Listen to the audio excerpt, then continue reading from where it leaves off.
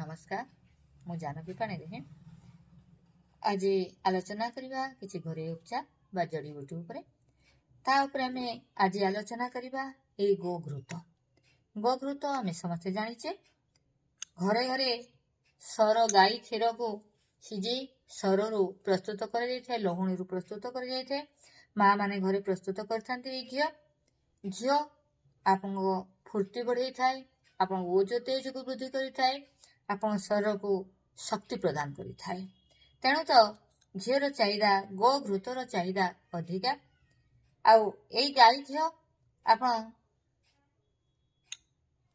डाली डालमा किंबा आपनकर खिचुड़ी किंबा हलवा पलो कहते ताले गोटे चामच 2 चामच गोघृत पकेले ताहले खाद्यर स्वाद बढ़िया सहित तार सुगंध वृद्धि पाई थाए ता सहित पाचन क्रिया को सुगम करि थाए।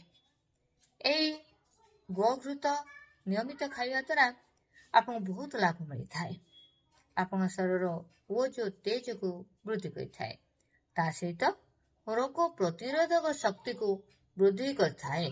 अनेक स्वास्थ्यप्रद गुण रही ए गोघृतर आमर पाकस्थली रे थिबा ब्यूरो तंतु को भांगी ब्यूट्रेट नामक एक चर्बी अम्ल रे परिणत करिथाए जहा बृहदंत्रर जीवकोष मानक पई शक्तिप्रद गोटे उत्स होइथाए।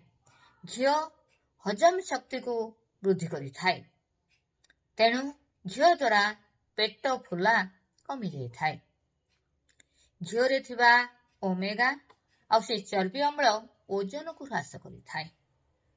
बहुत लोग चिंता करथांती घी खाइले ओजन बढ़ी थाए अधिका घी खाइबे नाही प्रतिदिन नियमित भाव में गोटे चामच यदि घी खाती ताले ताहा ओजन को भी ह्रास करिथाए।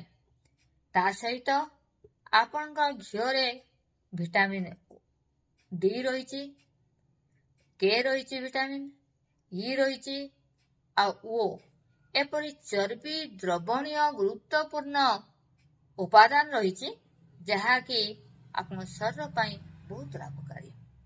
देशी घी बा गोघृतरे एंटीफंगल एंटीबैक्टेरिया और एंटीऑक्सीडेंट गुण रही तेणु एहा काश ठंडा छिंक फ्लू एपरि विभिन्न क्षतिकारक बीजाणु को नष्ट होबारो बंचाई जीवन धारणा क्षमता को वृद्धि करिथाए जीवनी शक्ति को बढ़ाई थाए। प्रत्यह सकाळो खाली पेटरे गोटे चामच घी खाइबे आ ता सहित अल्प टिके सेंधुआ लुण गोटे चिमुटे ता सहित खाई सारला परे गरम गरम पानी यदि पियंती गोटे ढुक बा 2 ढुक ताहले आपन बहुत लाभ मिली थाए।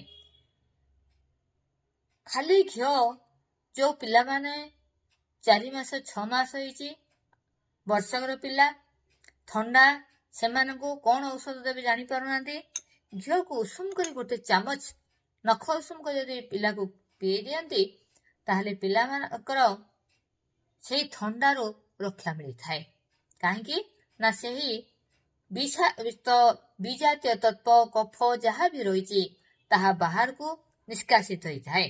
प्रतिदिन आपण माने जदि भी पियंती ताहले आपनकर ए विषाक्त पदार्थ आपण भीतर जहाँ टॉक्सिन अछि ताहा आपण दूर हो जाई थाए ताहा बाहर को चली जाई थाए निष्कासन कर दी थाए। विशेष चर्म को आपनकर लुचा को चाहवा पे देई न थाए ता सहित कला पड़िया को देई न थाए आपनकर त्वचा बा चर्म आ केश को मजबूत करथाए कोमल रखि थाए। ए घी गोटे चामच बड़ व्यक्ति माने भी खाइबा द्वारा से ठंडा काश कफ दूर होगा सहित आपनकर उदर जनित बहुत समस्या दूर थाए आपन शक्ति मिली थाए क्षमता मिली थाए। ता सहित आपनकर ए घी गोटे चामच गोलमरिच गुंड लुण टिके पकई यदि आपन खाती वर्षा दिन शीत दिन ताहले आपन शीतर भी रक्षा मिली थाए तार स्वादटा भी बढ़ी जाई थाए।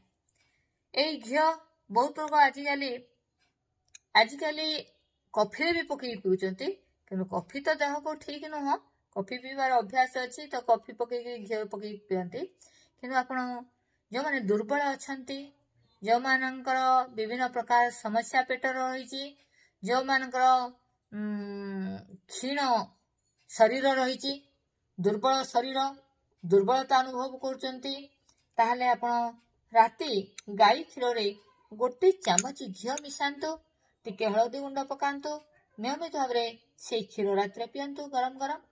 ଦେଖିବେ ଯେଉଁମାନଙ୍କୁ ନିଦ ପଡ଼ୁନି ଆରାମରେ ନିଦ ଆସିଥାଏ, ଯେଉଁମାନଙ୍କ ଦୁର୍ବଳତା ଅଛି ଦୁର୍ବଳତା ଦୂର ହୋଇଥାଏ, ଯେଉଁମାନଙ୍କ ଶରୀର କ୍ଷୀଣ ଅଛି ଶରୀରରେ ଶକ୍ତି ଆସିଥାଏ, ଫୁର୍ତ୍ତି ଆସିଥାଏ, ଆଉ ଜୀବନର ପରିବର୍ତ୍ତନ ଆସିଥାଏ।